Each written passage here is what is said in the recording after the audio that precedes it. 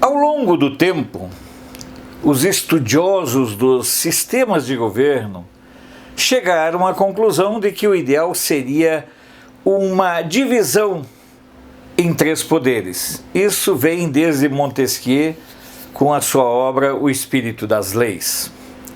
No entanto, há um flagrante descompasso no peso, na representatividade e na possibilidade de intervenção da sociedade em um dos poderes. Sobre essa questão eu quero conversar com você daqui um pouco, mas antes reiterar a importância que tem para nós, que você se inscreva, que você continue compartilhando o nosso vídeo, os nossos conteúdos em suas redes sociais, que você comente, que você, enfim, faça a roda girar. Se houver como, se estiver entre suas possibilidades, para nós é muito importante também contar com seu apoio em termos de apoia-se, em termos de superchat nos eventos que eles estiverem disponíveis e ou depósitos em caderneta de poupança. Também estamos começando a trabalhar e vamos desempenhar esse processo ao longo dos dias, uma maior atuação nas redes sociais. Essa é a nossa proposta daqui para frente. E eu agradeço aqui de modo específico ao Fabinho, ao Fábio Oliveira lá de Porto Alegre e também a Ana Luísa aqui de Brasília, que irão trabalhar conjuntamente essas 2 ferramentas. É mais sabido do que receita para dor de cabeça que o Montesquieu, que era monarquista, colocou que o ideal é que haja uma divisão na estrutura de mando e comando do Estado entre executivo, legislativo e judiciário, numa proposta busca de harmonia e que um não se sobrepusesse ao outro.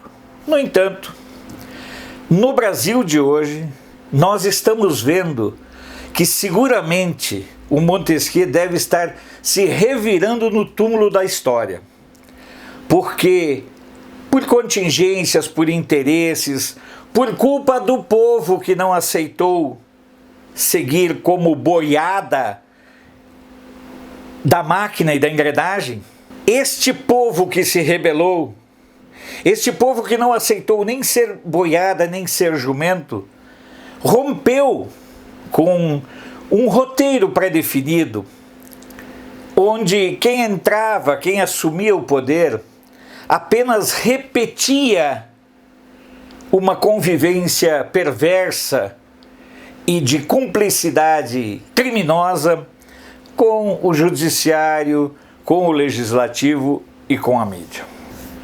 A mídia é uma coisa muito mais recente, porque no tempo de Montesquieu ela não existia dessa forma como nós temos hoje. E o que nós temos hoje é uma realidade extremamente cruel.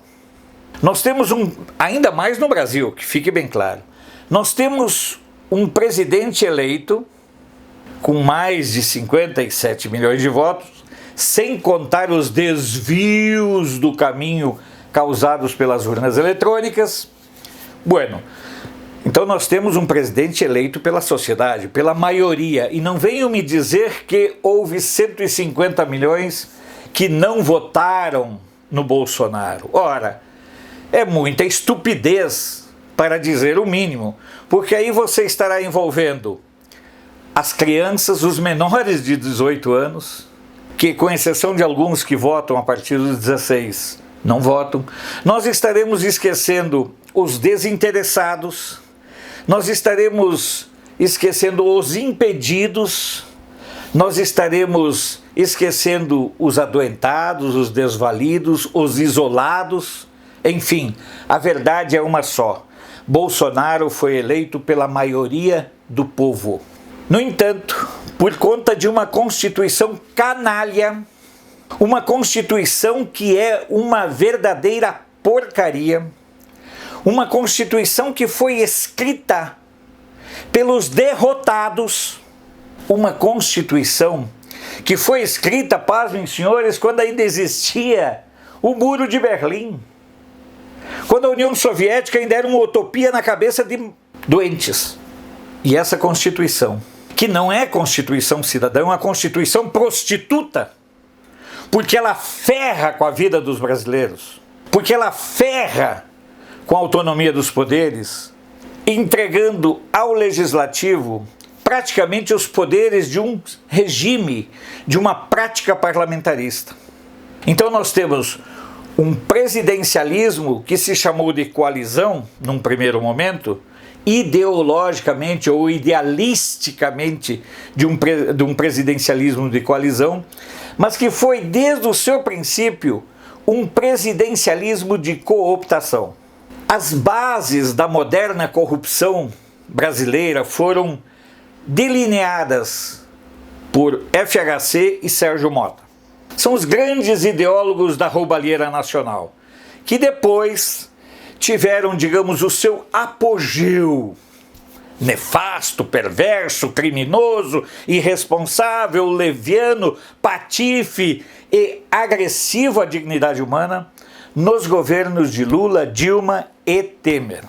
Quando chega o Bolsonaro e quer fazer um freio de arrumação, ele enfrenta esse Estado paralelo que é gerido pelo parlamento. E é um parlamento ávido por dinheiro. É um parlamento que se acostumou a roubar empresas públicas, a dilapidar cofres públicos, e vocês vão observar daqui a um ano o que vai ter de inquérito contra governadores, contra prefeitos, contra deputados e contra senadores que estão usando as verbas do povo, do governo federal, para encherem os bolsos. Então nós já temos aí um desequilíbrio. Mas esse é um desequilíbrio ainda assim que conta com a participação da sociedade, porque os deputados e senadores, na sua maioria, são eleitos pelo voto popular. Alguns eu tenho a plena convicção de que são eleitos por trapaças e artimanhas tecnológicas. Mas nós podemos resolver muitas das questões dos desvios do Congresso Nacional através do voto. No entanto, nós temos um terceiro poder, uma terceira perna desse triângulo que deveria ser equilibrado e que é uma perna totalmente isenta de qualquer tipo de vigilância ou não precisa se submeter a nada, não precisa se submeter às leis, não precisa se submeter aos valores da sociedade, não precisa se submeter a nenhum tipo de vigilância ou fiscalização. Basta que a pessoa faça um concurso para juiz e ele ascende a uma condição acima da condição da divindade de Deus. Ele se põe alguns degraus acima de Deus. E o Poder Judiciário, que tem feito um ativismo jurídico pernicioso para o Brasil e para a democracia, é um poder acima dos outros poderes. Ah, tem o CNJ, esquece. A sociedade precisa ter um mecanismo, sim, democrático, para vigiar e fiscalizar os atos do Poder Judiciário. Se isso não acontecer, nós vamos continuar vivendo nesta verdadeira tirania do Judiciário. Qual é a capacidade de uma juíza de primeira instância em dar uma liminar e brecar a indicação de um diretor da FUNAI, de um reitor de um instituto federal? Qual é a capacidade que ela tem, a não ser o seu ativismo político travestido de figura do judiciário? E quando eles são pegos, os membros do judiciário são pegos em falcatruas, como aconteceu lá na Bahia, e o STJ aceitou a denúncia e a abertura de inquérito contra eles, eles são proibidos de exercer a função com os salários integrais.